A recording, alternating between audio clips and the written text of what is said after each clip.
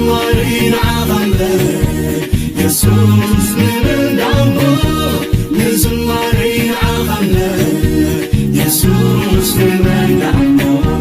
يوم الطالين عغمك يسوس من دمه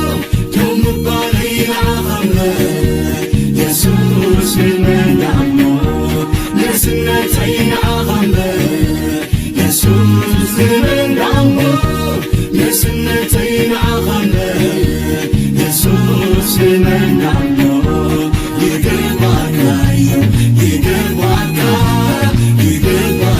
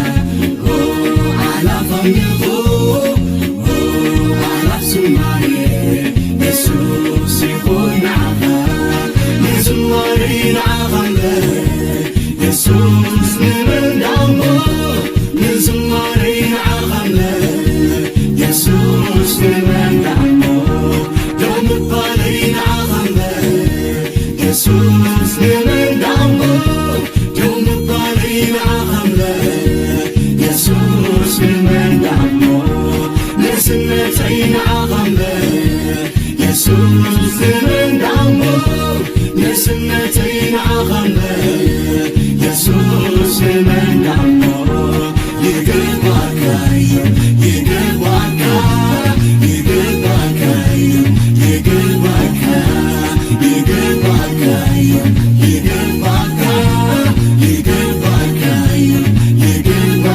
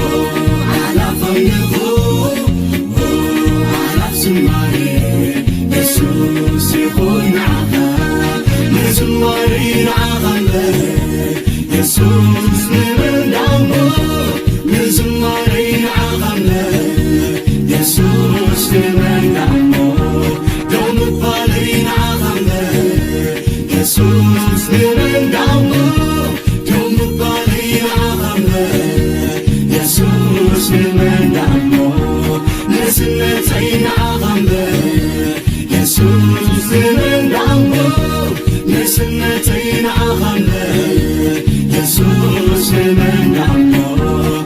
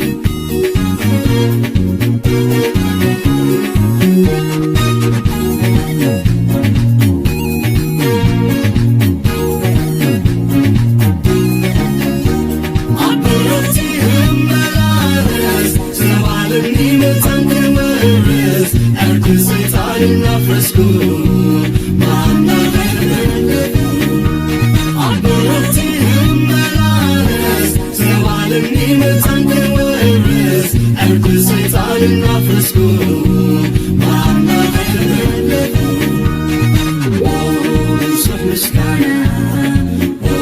بزح النغو بزح زماري يسوس يكون عبا عشح مسكانا عشح النغو عشح زماري يسوس يكون عبا على مسكانا على ضنغو على زماري يسوس يكون عبا مزماري عغمه يسوس من دمه مزماري عغمه يسوس من دمه يوم بالين عغمه يسوس من دمه يوم بالين عغمه يسوس من دمه نسنتين عغمه يسوس من دمه نسنتين عغمه يسوس من دمه يقلبك يقلبك يقلبك يقلبك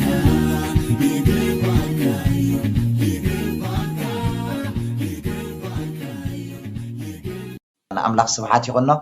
قدسان كما يكأنيكم عليكم نأملاخنا أزينا نمسجنا زيابهير كله زخل أملاخ سلزخونا نأملاخنا سبحات يقولنا يسوس كريستوس قويتايو كما يكأنيكم لما أنت دما كان فقط زيابهير إنه رقيبنا لنا كبر كلنا أملاخنا يخون لذي زيابهير دما لومي كمهرنان كمعدنان أخاخيبنا له نأملاخنا عزينا نمسكنا ولاتنا هنصلينا نبتزغط صلهم مع أنت دما استدولنا ولنا تمرتخن كايدينا هاليلويا أتقول تغل زال ألما وجزي أبيهر أبو بودخا بيسوس كريستوس يوسم نمسكنا كالنا أملاخنا جزي أبيهر كابت عب سهل خان محرد كان زتل عليه لو مدما جزي أبيهر أبو أبكر مخلنا أمو بودخا بيسوس كريستوس يوسم كبرغلنا تعب السم كايقول زال ألما وجزي أبيهر أبو إنه لو مدما جزي أبيهر أبو كتستمهرنا أبكر مخامسين لنا أمو بشم ودخا يسوس كريستوس إنه جزي أبيهر أبو إنه قال فلطت እግዚአብሔር አቦ ቃል መልአት ቃል ምግላጽ እግዚአብሔር ናባና ክትለቀሞ እግዚአብሔር አቦ ሎሚ ምን ጋፍ ኮነልና ምጣይ ኮነልና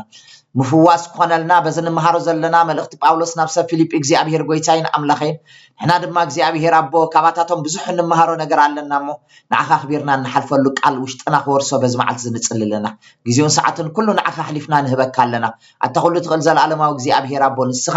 ናይ በሓቂ መምህር ኢኻሞ መሃረና ብነገር ኩሉ ክብርነት ዓብስምካ ይኹን بودخا بيسوس كريستوس آمين آمين آمين سلام أملاخ نعخم يخون قدسان كمين لكم أكل سم انت خباتح شر انت بالكم مو بتعمي تصبغي كبر كلنا أملاخنا يخون زحلف أوان قدما يكفل ملأختي باولوس نفسه فيليبي ما تور إينانينا دقنا دما قدما يكفل كأز حلف أوان رئينا يخم زنبرنا كلاتنا نذكره حق إلي حسب زيابير مسكن فلاي ملخت باولوس نفسه فيليبي كاب قداماي معرف قداماين كالعين تقسي زحلف اوان رئينا نيرنا باولوسن تيموثوسن باريا يسوس كريستوس نابتم اف فيليبي بكريستوس يسوس زلو كلاتهم قدسان مس ابيسكوبوساتن دياقوناتن مس ابيسكوبوساتن دياقوناتن كاب እግዚአብሔር አቦናን ካብ ጎይታናን መድኃኒናን ኢየሱስ ክርስቶስ ጸጋን ሰላምን ምሳኻትኩም ይኹን ብዝብል ሐሳብ ሪኢና ነርና እግዚአብሔር ይመስገን ሰለስተ ነጥብታት ኢና ዝሓለፈ እዋን ተማሂርና ጳውሎስን ጢሞቴዎስን ባሪያ ኢየሱስ ክርስቶስ ዝብል ሐሳብ ብሰፊሑ ባሪያ እንታይ ማለት ምዃኑ ሪኢና ነርና ባሪያ ፍቃድ ገዛእ ርእሱ የብሉን ኢልና ሪኢና ነርና ባሪያ ናይ ገዛእ ርእሱ ቃልውን የብሉን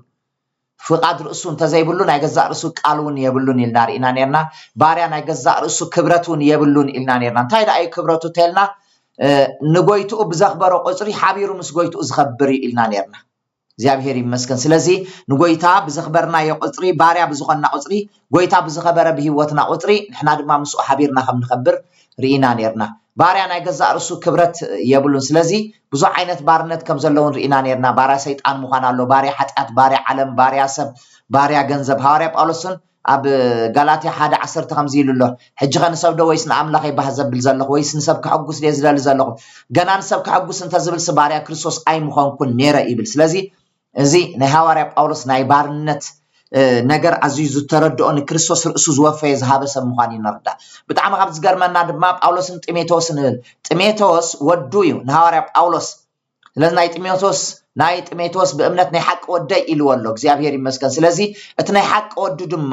ልክዕ ባርያ ኢየሱስ ክርስቶስ ገይሩ ቀሪፅዎን ይዕቢዎን ክብሪ ኩሉ ንኣምላኽና ይኹን ሎሚ ንዓብለና እንተ ደኣልና ናበይ ንዓብለና ርእስና ክንፍትሽ ይግባአና እዩ ናብ መን ኢና ንዓቢ ዘለና ናብቶም ሰባት ዘዕብዩና ዲና ንመስል ዘለና ወይስ ብርግፅ ናብ ክርስቶስ ኢና ንመስል ዘለና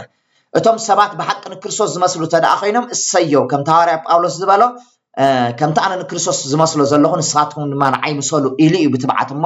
ከምኡ ዝኣክል ትብዓት ዘለዎም ኣገልገልቲ እንድሕር ኣለዎ ኮይኖም እሰዮም ተዘይኮነ ግን ናይ ኢየሱስ ክርስቶስ ባሪያት ክንከውን እዩ ዝግባአና ቀፂልና ዝረኣናዮ ድማ ቅዱሳን ዝብል ሓሳብ እዩ ቅዱሳን ዝብል ሓሳብ ኣዝዩ ስፍሕ ዝበለ ሓሳብ ርኢና ነርና እግዚአብሔር ይመስገን ብዛዕባ ምቅዳስ ወይ ከዓ ቅድስና ዝብል ሓሳብ ቅዱሳን ከም ዝኾና ዝተፈለና ከም ዝኾና بسلسة نتبتات رئينا ينيرنا እግዚአብሔር ይመስገን ንሓደ ዕላማ ምፍላይ ብዕላማ ዝተፈለና ስለ ዝኾንና ኢና ቅዱሳን ተባሂልና ኢና በሓደ ነገር ስለ ዝተተሓዝና በህልውና አምላኽ ስለ ዝተተሓዝና ኢና ቅዱሳን ተባሂልና ንስምና ከምኡን ዋና ብምቕያር ኢና ቅዱሳን ተባሂልና ተሰሚና ዘለና ኢልና رئينا ينيرنا እግዚአብሔር ይመስገን ብፍላይ እዚ ቅዱሳን ዝብል ሓሳብ ክብድ ይብል እዩ እዚ ቃል ክንጥቀመሉ ከለና ማለት እዩ ግናኸ ሕጆን እንትኾነ እግዚአብሔር ይመስገን ናብቶም አፊሊጲ በክርስቶስ ኢየሱስ ዘለው ኩላቶም ቅዱሳን ተባሂሉ ተጻሒፉሎሞ ሕናውን በክርስቶስ ኢየሱስ ተሃሊና ቅዱሳን ኢና ክብር ሁሉ ንኣምላኽና ይሁን አጽልና ዝረአናዮ ድማ ጸጋን ሰላምን ዝብል እዚ ጸጋን ሰላምን ዝብል ሓሳብ ናይ ወንጌል ጽማቕ እዩ ወንጌል ማለት ጸጋን ሰላምን ዝህብ እዩ እዚ ናይ ወንጌል ብስራት ጸጋን ሰላምን ሒዙ እንታይ ዝገብር እዩ ዝመጽ እዩ እግዚአብሔር ይመስገን ካኡ ድማ ናይ ሰላምን ጸጋን ናይ ጸጋን ሰላምን ምንጭ ካበይ ይተልና ሃዋርያ ጳውሎስን ከምዚ ኢሉሎ ካብ እግዚአብሔር አቦና ይሉሎ እግዚአብሔር ይመስገን ካብ ጎይታና ኢየሱስ ክርስቶስ ካብ እግዚአብሔር አቦናን ካብ ጎይታና ኢየሱስ ክርስቶስን ይዝጸጋ ዝመጽ ዘይደርቕ ምንጭ ምዃኑ እዩ ዘርኤናን ዘብርሃልናን ማለት እግዚአብሔር ይመስገን እግዚአብሔር ድማ ንሙሴ ከምዚ ኢሉ አዚዝዎ ነይሩ እግዚአብሔር ይባርኽኩም ይሓልኹም እግዚአብሔር ገጹ ያብርሃኩም ጸጋኻ ይሃብኩም እግዚአብሔር ገጹ ይምለሰልኩም ሰላም ድማ ይሃብኩም ኢልካስ ንደቅ እስራኤል ስመይ አባታቶም አንብር ይልዎ ብድሕሪኡ እግዚአብሔር ካናቱ ግደኻ ኣነኻ ክባርኽ ኢልዎ ስለዚ ጸጋን ሰላምን ዝብል ሓሳብ ኣዝዩ ክቡር ዝኾነ ሓሳብ ኢና ዝንርኢና ዝነበርና ማለት እዩ እዚ ንምዝኽኻር እግዚአብሔር ይመስገን ሎማዓንቲ ድማ ካብ ጥቕሲ ምዕራፍ 1 ካብ ጥቕሲ 3 ክሳብ ጥቕሲ 10 ሓደ ዘሎ ሓሳብ ክልተ ሓሳባት ኢና ክንርኢ እግዚአብሔር ይመስገን ናይ ሃዋርያ ጳውሎስ ጸሎትን ናይ ምስ ሃዋርያ ጳውሎስ ዘለዎም ሕብረትን ከምኡ ድማ ንሓድሕዶም ዘለዎም ሕብረት እዚ ሰለስተ እዚ ብክልተ ጽማዓት ክንርኢና ሓደ ብዛዕባ ሕብረት ካልኣይ ድማ ብዛዕባ ጸሎት ስለዚ ሃዋርያ ጳውሎስ ምስ ሰብ ፊልጵ ዝነበሮ ርክብ ሕብረት ስቂሉ ጥራይ ናይ ላዕሊ ሕብረት ኣይኮነን ብላዕሊ ጥራይ ናይ ክሳድ ጥራይ ወይ ከዓ ንሰብ ርአ ጥራይ ዝግበር ሕብረት ኣይነበሮን ሓደ ሃዋርያ ጳውሎስ ብመልአት እዩ እንታይ ዝገብረሎም ዘሎ ዝጸልየሎም ዘሎ ኣብ ጥቕስ 3 ከምዚ ይብል ብዝዘከርኩም ዘበለ ግዜ ኣብ ኩሉ ጸሎተይ ምእንቲ ኩላትኩም ብሓጎስ ጸሎት እናገበርኩ ኩሉ ሰዓና ኣምላኸይ እመስግኖ ኣለኹ ይብል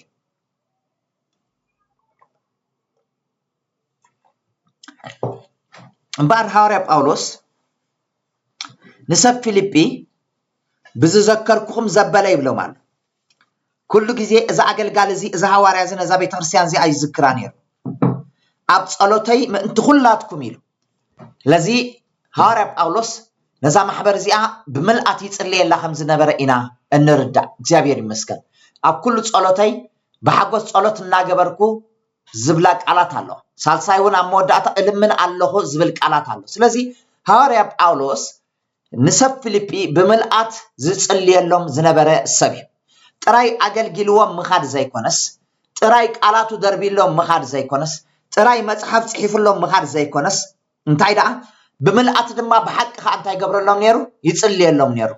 እንደገና ድማ ብግድ ዘይኮነሲ ብሓጎስ እዩ እንታይ ዝገብረሎም ነይሩ ዝጽልየሎም ነይሩ እግዚአብሔር ይመስገን ክብሪ ሁሉ ንኣምላኽና ይሁን ናይ ጳውሎስ ጸሎት እምበር ጸሎት ካብ ልቢ ዝብገስ እምበር ኣፍኣዊ ከም ዘይኮነ እዩ ዘርኤና ዘሎ ኣብ ኩሉ ጸሎተይ ምእንቲ ኩላትኩም ብሓጎስ እጽልና ጸሎት እናገበርኩ ኩሉ ሰዓና ኣምላኸይ እመስግኖ ኣለኹ ለዚ እዚ ሃዋርያ እዚ ነዛ ማሕበር እዚኣ ብምልአት እንታይ ገብረላ ኣሎ ይጽልየላ ኣሎ ስለዚ ሓደ ኣገልጋሊ نتزغلغلو حزبي بملأت كتصليلو كم زلو إنا خابز حساب زنتاي نغبر انمحر لذي بتصلوت زغادللهم زلو سب مخانو باولوس ابزير انال أكال بوتاون اتي بتصلوت زغادللكم زلو ابافراس تبعي تصحفلو ስለዚህ بتصلوت زغادلو سبات ብዙሓት እዮም لذي بزعبا ጸሎት ክንሐስብ ከለና ግን ሐዋርያ ጳውሎስ አበይ ቦታ ኾይኒኡ ነዚ ጸሎት እዚ ዝጽልዮ ዘሎ አበይ ቦታ ኩነታቱ እንታይ መስል ናይ ህይወቱ ናይ ስጉኡ ኩነታት እንታይ መስል ንሕዳይና ሓደ ኣብ ቤት ማእሰርቲ ከሎ እዩ ነዚ መጽሓፍ እዚ ጽሒፍዎ ለዚ ሐዋርያ ጳውሎስ ኣብ ቤት ማእሰርቲ ከሎስ ብዛዕባ ናቱ ካብ ቤት ማእሰርቲ ምውፃእ بزعبا أبيت مأسرتي كرخبو زقبو فيبر موغوس كامل بزعبا أبتمس كباب زلو دما بزي أكويات سبات تحلي وخنبرن كوتا تتسألوتو نابو زما أزانا زي كونسي مأكل نايت سألوتو زقبرو نا فيليبي محبري كبرخلونا أملاخنا يقول سلامنتا يحاوري بأولوس مأكل سألوتوس سفيليبي كوينوم اندهر داينا كابر استناينا خنبقس كريستوس زمأكل حبرت إلنا جميلنا زلنا على السنة لذا حواري بأولوس سب فيليبين كريستوس زمأكل حبرت سلزلوهم عم مأكلهم بسقا يكونن بقص رأونا يكونن بحدا نقر حابن نمو أنا خمس قبر الكاب بزبل يكونن قال نقر حلوف نقر سلزحلفول يكونن نسون قال نجار سلاز حلف الله ما يكونن سلازي أمانجو زنبرة حبرت كريستوس أو زغان حبرت كريستوس مأكل زجبرة كرايست سنتر زجبرة حبرت ينيروا لازم إذا حبرت إذا أنتي أمسي وأنتي أفسيسون تحدينا أب حواري بأولوس نايت صلت منفس أفسيسون سليم تحجبر كتل ناتو كنتات كيف أقدر دين تحدينا ناتو كنتات كيف أقدر دين بزوج جزء ناتو كنتات زي فقدر له خنسوس جنا نسوس اليوم يصلي نحن ناتنا كنتات أبصبو هوا خوين برقص لو سلا خالقت نصلي أرسل صلوات ناس أنت يكون ملئ اللولمي أرسلنا صلوات ناس أنت يكون خون بركخ كنبل كل ناسي نبي ما أكل زجبر أنت يقول زوقع أنت شبت زوقع وناي صلواتنا أرسلي زبز حرستاتنا نحرد فتشنا يا كبرسنا زحل فايكون كابرسنا ويكا حدارت لنا خب حدارنا خب دقنا زحلف هيكون حلف الزباله لبكن كلونا يغبو يقدسان لذا حواري باولوس حلف زباله لبي يزلو بزذكركم زبله كل غزي بصلوت منتخاتكم بحاغوس اتزغبرو زلخو ناي صلوت نغراي دما تجديده زي كونكس غبرو سلازبلكم زي كونس صليلنا سلازبلكم زي كونس سلخاتكم كن كل غزي بصلوت نقحلو هيل كبر كلنا املاكنا يكون سلازي بزذكركم زبله غزي اب كل صلوتي انت كلاتكم بحاغوس اصلي صلوت ناغبركو كل ساعه املاخي امسغنو الله لازم قدسان حواتي ناي صلوت كنتاتنا انتي مسل ناي صلوت ارستنا انتي مسل حواري باولوس ابت بيت مأسرت كلو سلازوم نفسات زياتهم كصل خاب كالس نحنا ابطح بايتا خوينا ناي صلوت نغرات ارستاتنا بملو ابانا طراي زتوكر اندحردا خوينو እግዚአብሔር በዚ ነገር ዙን ዕዘበና ስለዚህ ሓደ ነገር ንሕሰብ ካብናትና ናይ ርእሲ ናይ ርስቲ ጸሎት ወፂና ብዙሓት ናብ ምድሓን ክመጹ ብዙሓት ክፍወሱ ብዙሓት እግዚአብሔር ናብ ቤቱ ምድሓን ከምጽእ ብዙሓት ድማ ዘይጣዩ ክጥዑ ብዙሓት ድማ ዘይተናገፉ ክናገፉ ብዙሓት ድማ እንድሕሪ ዝተመልሱ ድማ ንቅድሚት ክግስግሱ ምስ ክርስቶስ ድማ ምእንቲ ክኾኑ ክጽጉዑን ምስ ኣምላኽ ክፋለጡ ዝብል እዚ ኣርእስቲ ጸሎት እዚ ሒዝና እንተንገብር ክንጽሊ ይግባአና ይቅዱሳን ኣሕዋተይ ካብ ናይ ርእስና ኣጀንዳ ክንወጽእ ይግባአና برقص እግዚአብሔር ስለ ካልኦት አም ንጽልየሉ እዋን ስለ ካልኦት አም ነማልደሉ እዋን እግዚአብሔር ስቂሉ ይርኤና ማለት አይኮነን እግዚአብሔርን ብዝተዓጻጽፈ በረኸት ይንዓና እንታይ ዝገብረና ዝባርኸና እግዚአብሔር ይመስገን ስለዚህ ውጹ ካብትናትኩም ጸሎት በሐቂ ካብትናትኩም አርእስ ጸሎት ወጽኹም ስለ ካልኦት አብ ትጽልዩሉ እዋን እግዚአብሔር ድማ እንታይ ክገብር ይኽእል እግዚአብሔር ድማ ንናትኩም ነገር ክሰርሕ ሽዑ ይጅምር እግዚአብሔር ይመስገን سلادة حدا نجار استوعلوا نسخاتكم سلخالوت كسرحوا خلهم እግዚአብሔር ድማ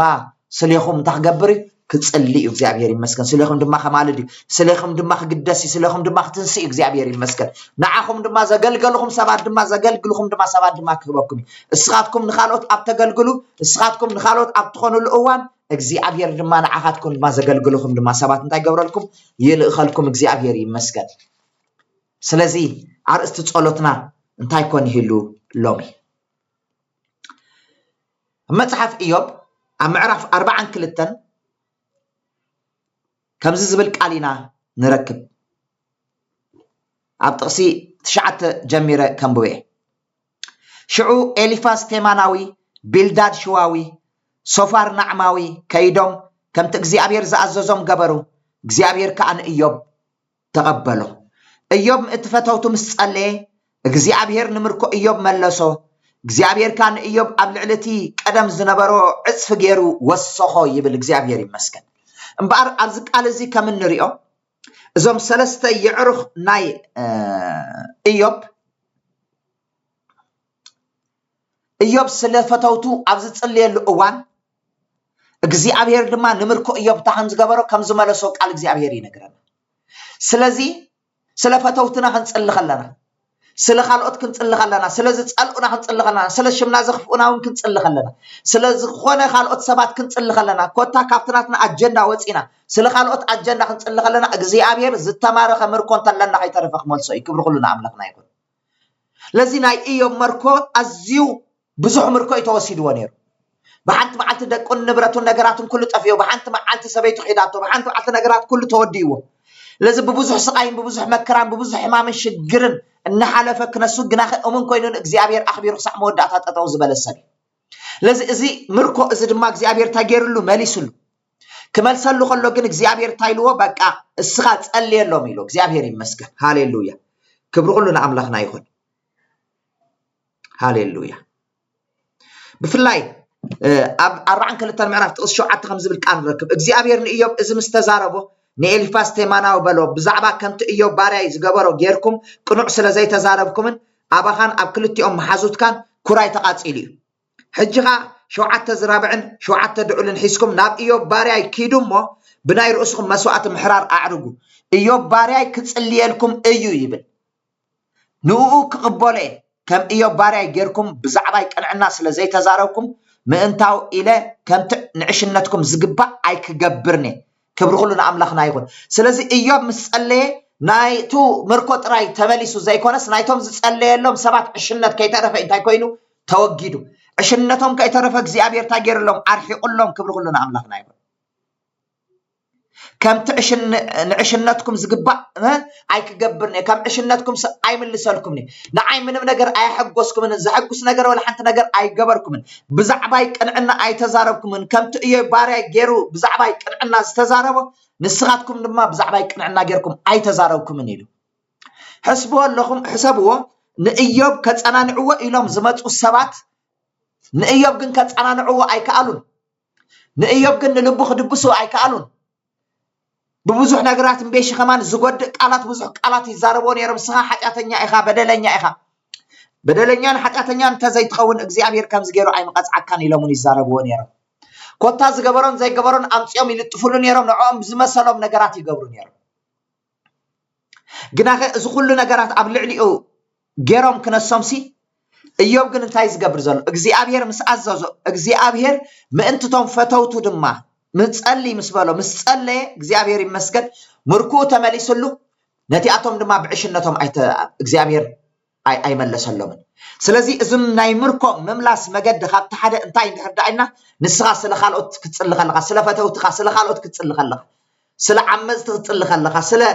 በደልትኻ ስለ ዘጓሃዩኻ ሰባቱን ክትጽልይ ከለኻ እግዚአብሔር ይመስገን ኮታ ናይ ጸሎት አርእስትኻ ብዛዕባ ካልኦት ኣብ ዝኾነሉ እዋን እግዚአብሔር ናትካ ምርኮ ድማ ይመልሶ ስብሐትና አምላክ كوتا نعها زدليك بزح نجر إنها اللوه بزح كفتت إنها اللوه كخنسو بزح زي تمال نجر إنها لك كخنسو زي تمال لسلكات صلت إنها اللوه كنسو نسخة سلكالوت أبتمال لون أبتصليلون إجزاء سلخ ينجح هاليلويا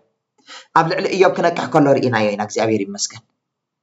إجزاء نمركو إيوب ملسو إجزاء كان إيوب قبل علتي قدم زنبرو عصف غير وسخ بتعمي زجرب إجزاء كان إيوب قبل علتي قدم زنبرو عصف غير وسخو يزبل እግዚአብሔር ይባረክ ስለዚህ ንስኻ ሓደ ነገር ትደልልኻ ብዕጽፊና ብልዕሊኻ ዝውሰኽ ግን ስለ ካልኦት ምስተማልት ስለ ካልኦት ድማ ምስትጽልይ ክብር ሁሉ ንኣምላኽና ይኹን ስለዚህ ብዛዕባ ጸሎት ክንዛረብ ተዳ ኮይና ኣብ ገዛ ርስኻ ጥራይ ዘተኮረ ጸሎት ክኸውን ኣይግብኦን እግዚአብሔር ይመስገን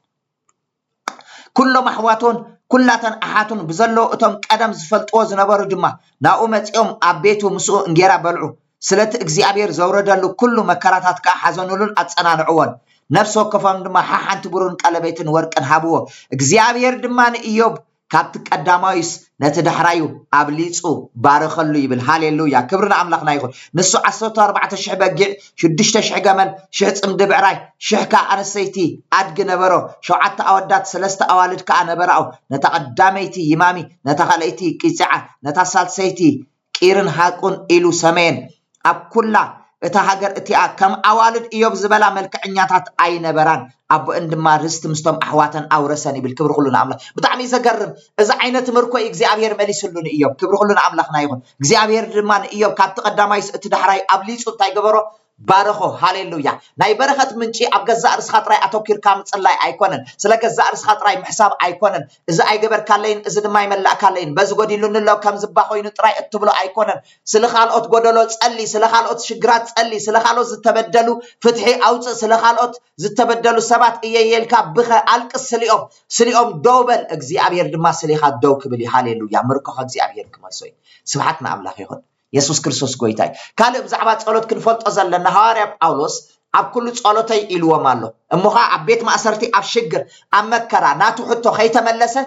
ግናኸ ናታቶም ሕቶ ክምለስ ንዕኦም እጽልየሎም ነይሩ ሃሌሉያ ልክዕ ኢዮብን ከምኡ ሃሌሉያ ናቱ ነገራት ገና ከይተመለሰ ከሎ ስለቶም ፈተውቱ ስለቶም ከጸናንዑ ኢሎም ዝመጹ ግናኸ ዘየጸናንዑ ምንም ነገር ዘይመልእሉ ስሊኦም ክጽሊ ከማልድ ከሎ እግዚአብሔር ድማ ምርኮ መሊሱሉ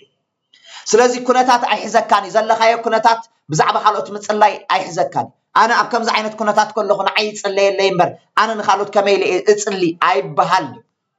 ኣብ እስር ቤት ሃሉ ኣብ ጽቡቕ ቦታ ሃሉ ኣብ ሕማቕ ቦታ ሃሉ ኣብ ከተማ ሃሉ ብገጠር ሃሉ ብዘየገድስ ግናኸ ስለ ካልኦት ኣብ ተማልደሉ እዋን እግዚአብሔር ናትካ ምርኮ ድማ ይምልሶ ሃሌሉያ ስብሓት ንኣምላኽ ይኹን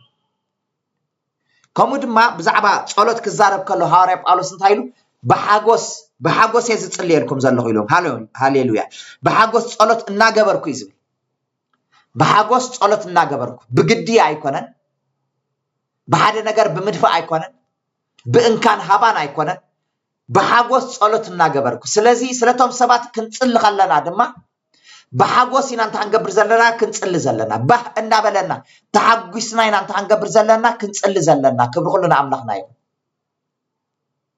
ስለዚህ በሐጎስ ክንጽሊ በሐጎስ ድማ ኣብ ቅድሚኦም ከነማልድ ስለቲ እግዚአብሔር ዝሰምዕ ጎይታ ምዃኑ ፈሊጥና ስሊኦም እንገብሮ ነገራት ኩሉ በሐጎስ ክንገብሮ ይግባአና ማለት እዩ بجد ዝግበር ነገራት ኩሉ ኣብ እግዚአብሔር ተቀባልነት ስለ ዘይብሉ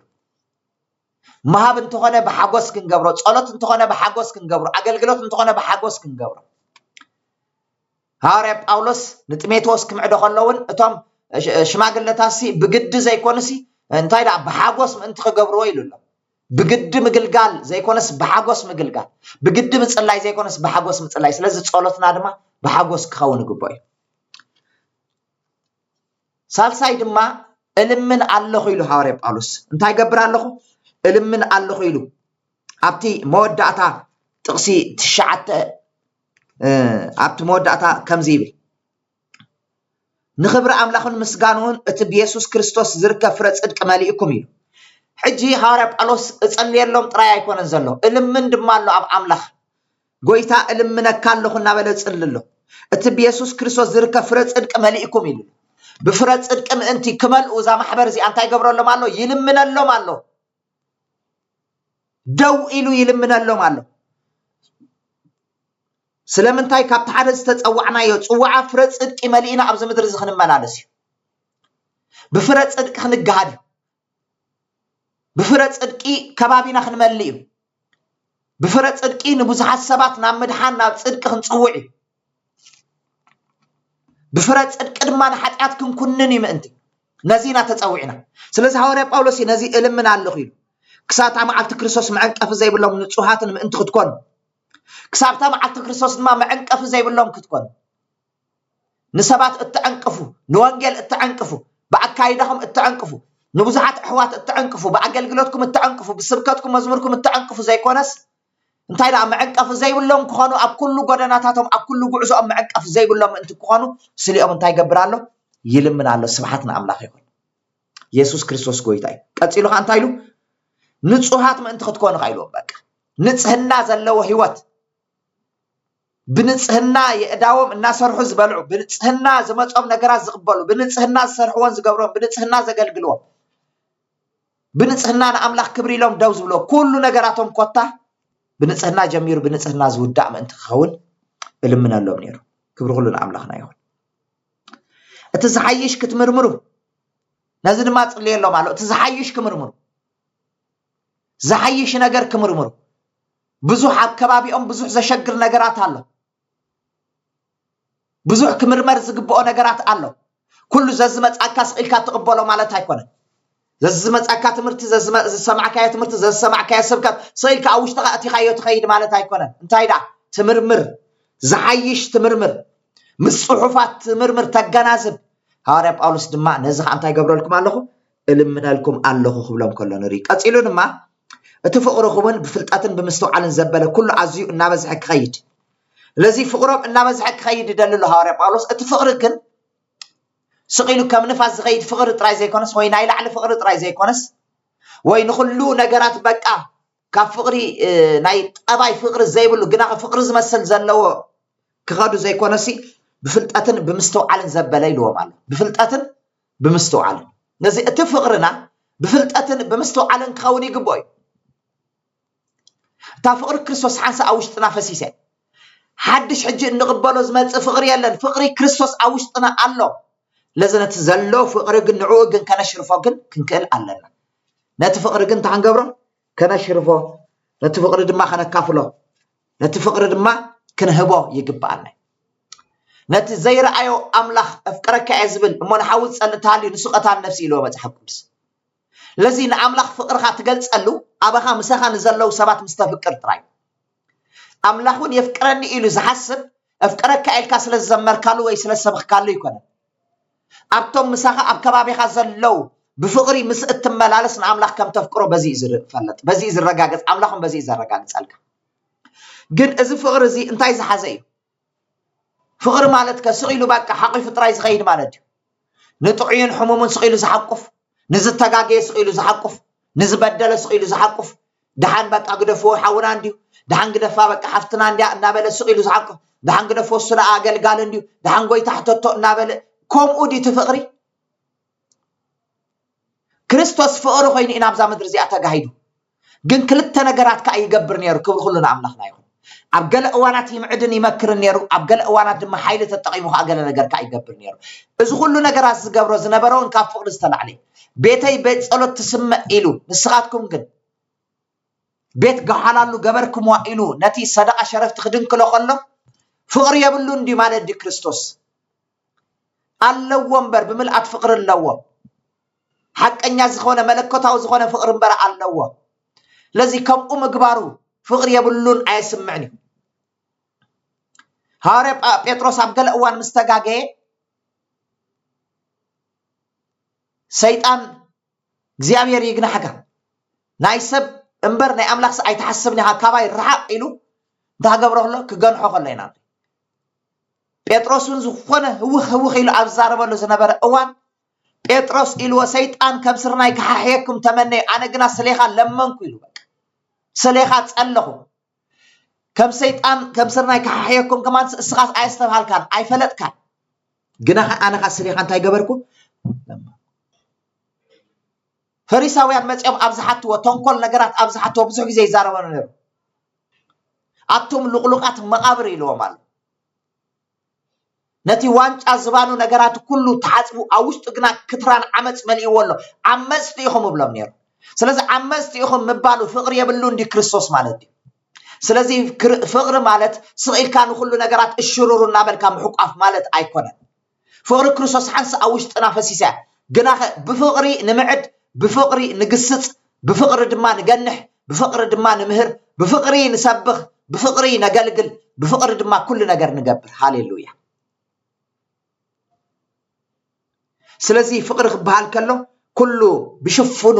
ጥራይ ሒዝና ከይድ ዘይኮነስ ኩሉ ነገር ዘካተተ ምዃኑ ክርዳእና ክኽእል ኣሎ ስለዚ ሐዋርያ ጳውሎስ ነዚ እንታይ ዝገብረሎም ዘሎ ዝልምነሎም ዘሎ ማለት እግዚአብሔር ይመስገን ስለዚ ኣብ መወዳእታ እናበዝሐ ክኸይድ እዚ እልምን ኣለኹ ፍቅርኩም እናበዝሐ ክኸይድ እዚ እንታይ ገብረልኩም ኣለኹ እልምነልኩም ኣለኹ ክብሎም ከሎ ኢና ንርኢ ክቡራት ተኸታተልቲ ቅዱሳን ኣሕዋተይ እምበር ናይ ጳውሎስ ጸሎት ኣብ ኩሉ ጸሎቶም ይዝክሮም ነይሩ ብሓጎስ ይጽልየሎም ነይሩ እንደገና ድማ በቃ ይልምነሎም ኣሎ ዝልምነሎም ዝነበረ ድማ ኣዝዩ ኣገዳሲ ብፍረ ጽድቅ ክመልኡ መዕቀፍ ዘይብሎም ክኾኑ ንጹሃት ክኾኑ ዝሓይሽ ክምርምሩ ብፍቅሪ ድማ ከዓቢ በዚ ነገራት እናዓበዩ ክኸዱ ድማ እንታይ ገብረሎም ነይሩ ይልምነሎም ነይሩ ስብሓት ንኣምላኽ ይኹን ኢየሱስ ክርስቶስ ጎይታ እዩ ካልእ ድማ ሕብረትን ምምቃልን ሐዋርያ ጳውሎስ እንታይ ይመስል ኣብ ጥቅስ 5 እንድሕዳእ ኸይድና ርኢናዮ ስለቲ ሕብረትኩም ንምስፋሕ ወንጌል ካብ ተቐዳመይቲ መዓልቲ ክሳዕ ሕጂ ኢልዎም ኣሎ እዚ ሰብ ፊልጵ ዝነበሮም ሕብረት ክርስቶስ ማእከል ዝገበረ ሕብረት ምዃኑ ኣጸቢቑ እዩ መጽሓፍ ፊልጵ ዝነግረናን ዝምህረናን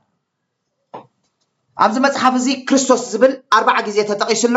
ስለዚ ክርስቶስ ማእከል ዝገበረ ሕብረት ስለ ዝነበሮም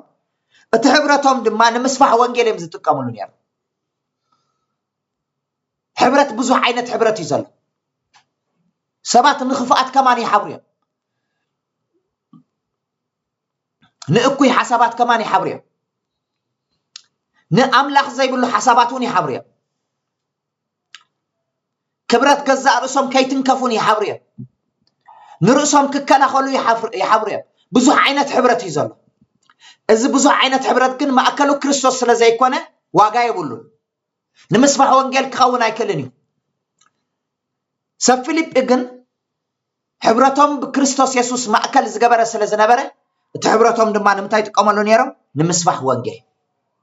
እቲ ቀዳማይ ዋና ኣብ ህይወትና ዝተወሃብናዮ ናይ ኣገልግሎት ኣፍ ደገ እንታይ እዩ እንድሕር ኢልኩምኒ ምስፋሕ ወንጌል ወንጌል ምምስካሪ እቲ ቀዳማይ ኣገልግሎትና ኣብ መድረኽ ወፂኻ ምስባኽ ኣይኮነን ምዝማር ኣይኮነን ቤተክርስትያን ምምራሕ ኣይኮነን ዲያቆን ምዃን ኣይኮነን እቲ ቀዳምነት ሓላፍነት ዕዳ ዝተወሃበና እምበር ዕዳ ወንጌል ስለዚ ወንጌል ከነስፋሓሉ እንኽእል ባይታ ከኣኒ ክርስቶስ ማእከል ዝገበረ ሕብረት ምስ ዘለወና እዩ ስለዚ ሎሚ ኣብ ቤተክርስትያን ዘሎ ሕብረት ክርስቶስ ማእከል ዝገበረ ሕብረት ስለ ዘይኮነ ናይ ወንጌል ነገር ኩሉ እናተዳኸመ እዩ ዝኸይድ ዘሎ ወንጌል ድሰምዕ ሰብ የለን ጎይታ ዝቕበል ወላ ሓደ የለን ተማሚቕካ ጥራይ ንሓድሕድካ በቃ ቻው ተባሂልካ ትፈላለ ትኸይድ ካብኡ ዝሓለፈ ወላ ሓደ ነገራት የለን ክርስቶስ ማእከል ዝገበረ ሕብረት እንድሕር ኣሎ ኮይኑ ግን ንሱ ንምስፋሕ ወንጌል ኣዝዩ ይዝጠቅም ስለዚ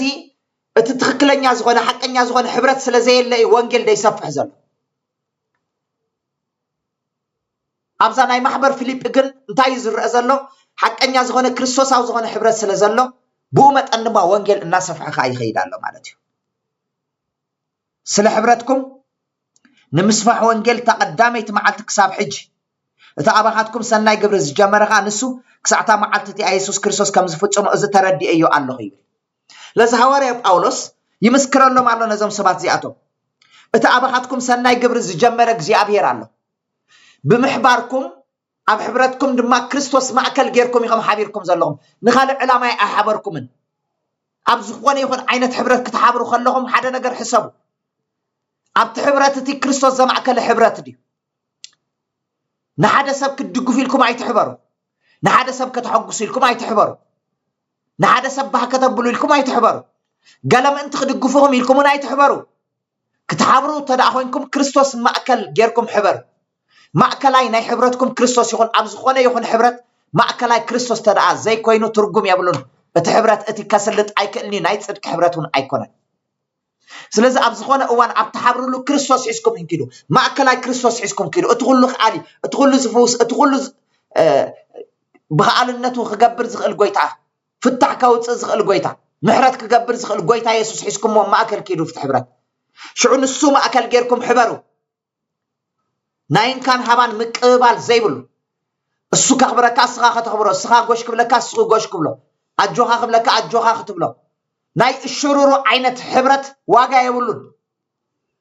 ሓቀኛ ሕብረት ኣብ ዘለዎ أبونا إشرور نجارات يلا تتجاجي وتجاجي خاتوله صبوت سريح خاك زيابير يبارك كاتوله أتيخون جن حبرت كاجن مأكل كريستوس جبرة تدا أخوينه بزق زيابير يحجوس مبار حوارب أولس تايزم لمزله أتي أبخاتكم زجبرة سناي قبر جمير وزلسي نسون كقصلي أتي مأكل ناي حبرتكم سي كريستوس غيركم ما تجميركم وزلهم كريستوس جمير وزل أبي هوتكم نسود ماكس عمود دعتا كقصلي إلوهم كبر كلنا أملاخنا يكون يسوع كريستوس قويتاي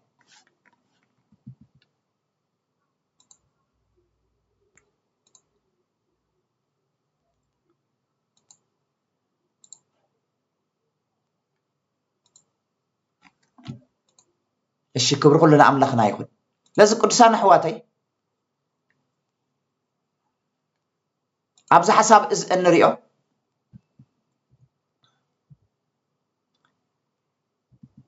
نايب أولوس حبرت زحلف أوان رئينا نيرنا حجر ما نعم معكلهم زلو حبرت دمانا مصفحة ونجيل كم استطعوا مالوخ عن ري كومو دماء تأسئلون تايلوا مالو تقشوعات بما قوحي كوانا بناي وانجيل من مصرايين مصرنا عن كلاتكم بتسقى ما مقلتي سلازغونكم قبل بي سلازلغم انت كلاتكم ازي كحسب قنوعيل وان زيابيري مسكن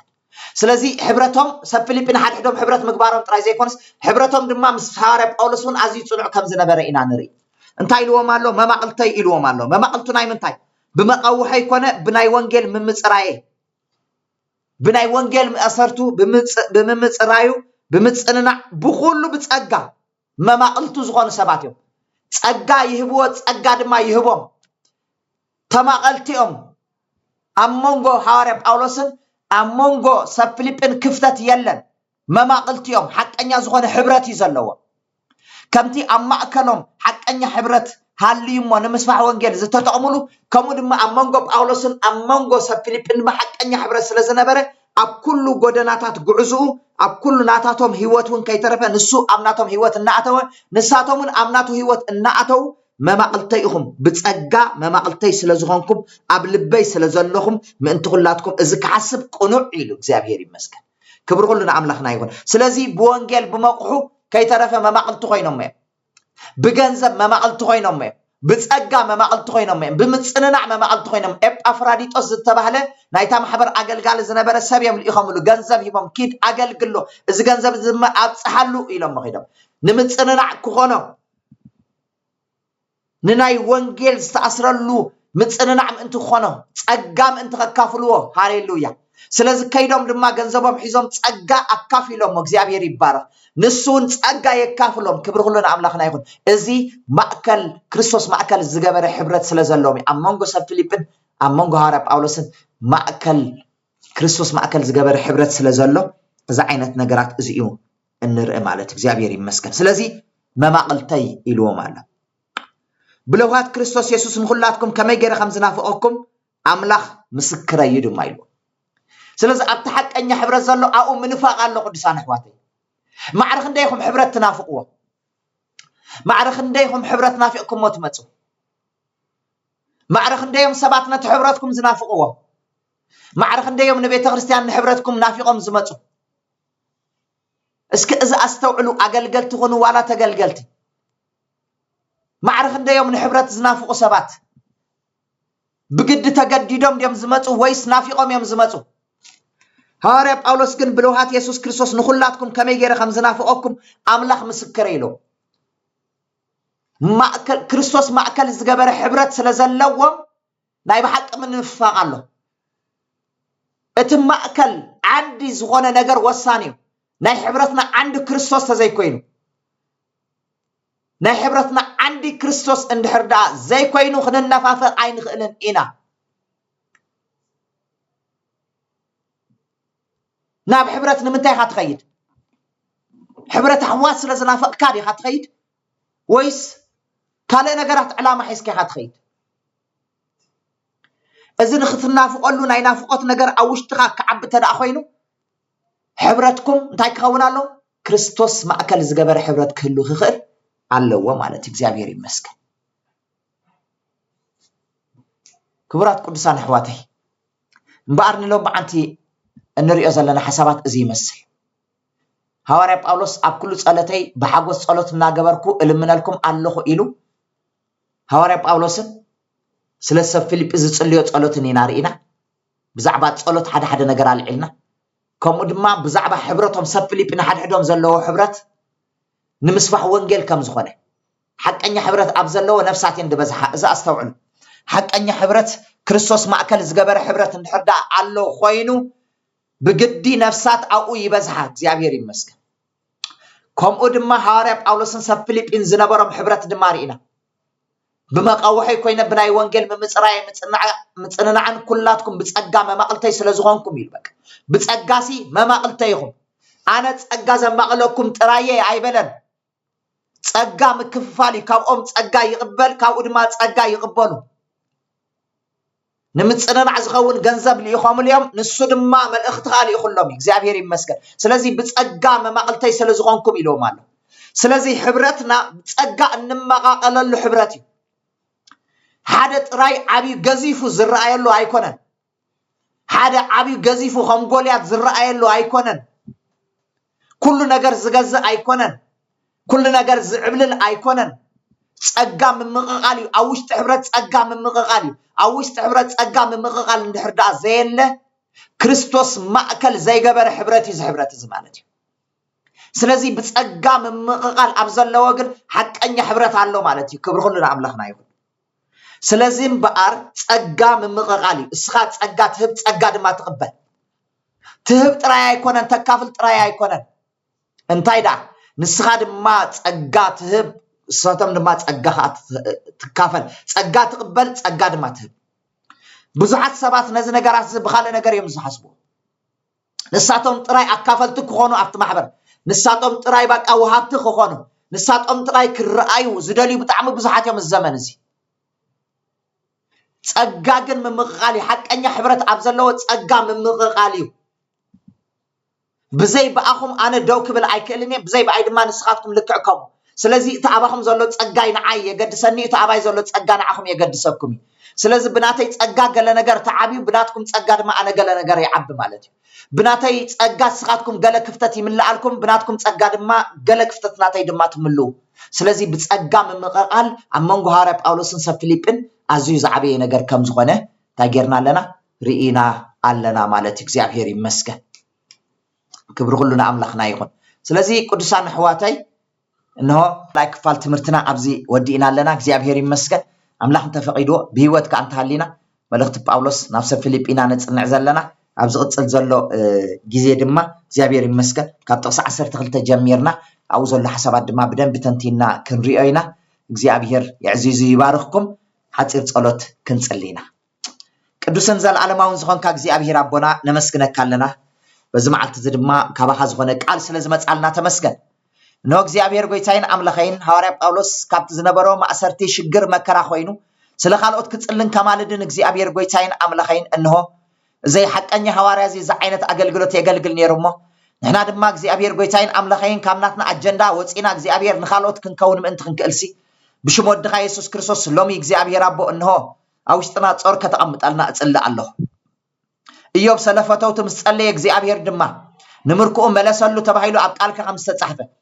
بشم ኢየሱስ ክርስቶስ መርኮና ዝምልሰሉ እግዚአብሔር አቦ እንሆ ንብዙሓት ንበረኸት እንኾነሉ እግዚአብሔር አቦ በረኸትና ናባና ድማ ዝመጸሉ መሊሱ ድማ ወሲኹ እንባረኸሉ መገድ እግዚአብሔር አቦ እንሆ ንኻልኦት ምጽላይ ንኻልኦት ደው ምባሊሞ ንኻልኦት ክንጽሊ ንኻልኦት ድማ ደው ክንብል ጎይታ ክትረድአና እጽልለኹ ኣታኹሉ ትኽእል ዘለዓለማዊ እግዚአብሔር አቦ ከምኡ ድማ ሐቀኛ ዝኾነ ሕብረት ክህልወና ክርስቶስ ማእከል ዝገበረ ሕብረት ክህልወና ካልእ ማእከላይ ዘለዎ ሕብረት እግዚአብሔር አቦ ብሽም ኢየሱስ ክርስቶስ ካብ ህይወትና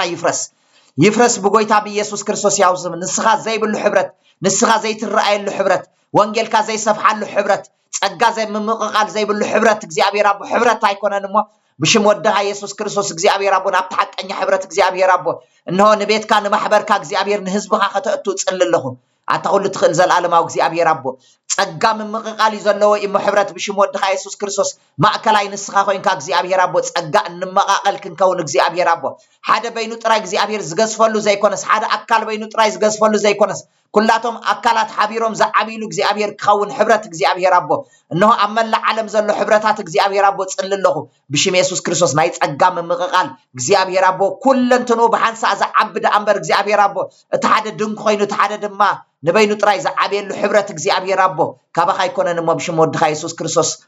كريستوس ما أكل زجبر حبرت كهلونا لو مهير كان الله همو بزمن فس زخن أتون كنوت انرد عنا كبر كلنا تعب اسم كايخون يداوكم سنا يلبكم على العلو بركة እግዚአብሔር تقبلوا እግዚአብሔር يبارككم يحلكم እግዚአብሔር ገጽ يبرهالكم سلامو خايهابكم እግዚአብሔር ገጽ يملسلكم ጸጉ ድማ ይሃብኩም بسم እግዚአብሔር አቦን ወድን መንፈስ ቅዱስን ሓደ አምላኽ ባረክኩም አሜን ተባረኹ